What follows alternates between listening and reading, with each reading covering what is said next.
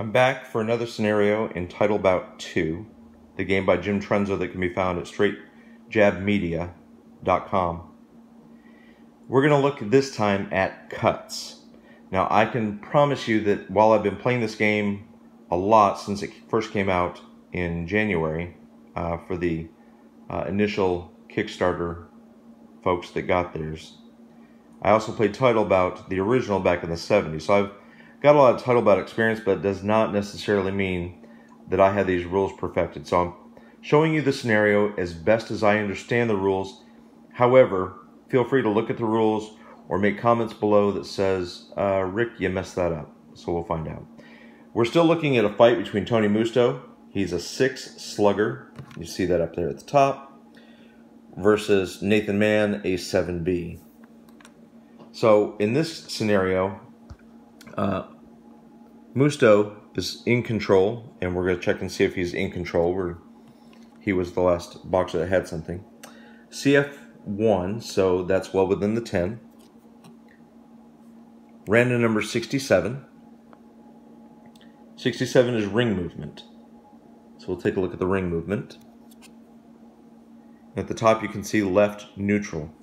So when it goes to a left neutral corner, not the ropes, but any of the corners, the CF will adjust. In this case, Tony Musto is a slugger going against a boxer. If you get a boxer into a corner, the CF will go up by 1.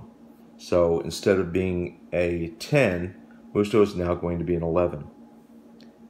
Nathan Mann will remain a 10 unless he ends up being in control. I think that's how it works. So anyway, we'll press on and we'll go from there. So Musto is now an 11. CF14, he is not in control. CF6 for Mann, Mann is in control.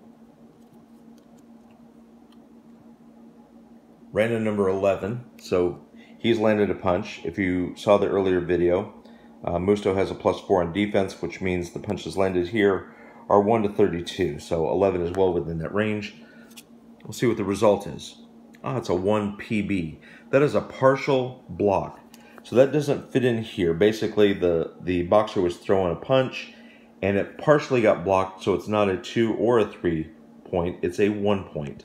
So Mann gets a 1 point, and since we don't have one, we'll just put it right there for now. So Mann needs to see if he's still in control. CF2, he is. Random number 21.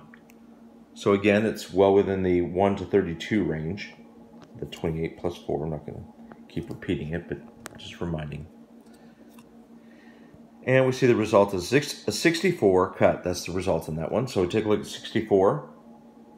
It is a 2-point combination. You see that right there. So now we'll move this up to a 3. 1 + 2 is 3. But it also says cut. So now we have a cut chance.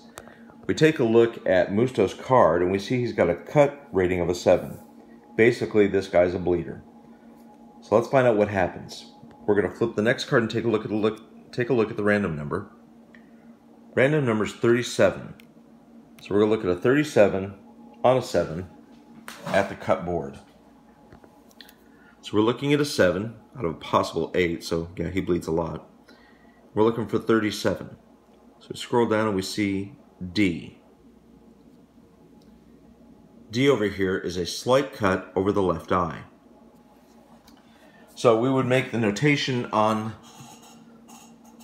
his card, cut above the left eye, I think is what I said. D, yes, left eye. So it's a cut above the left eye. And now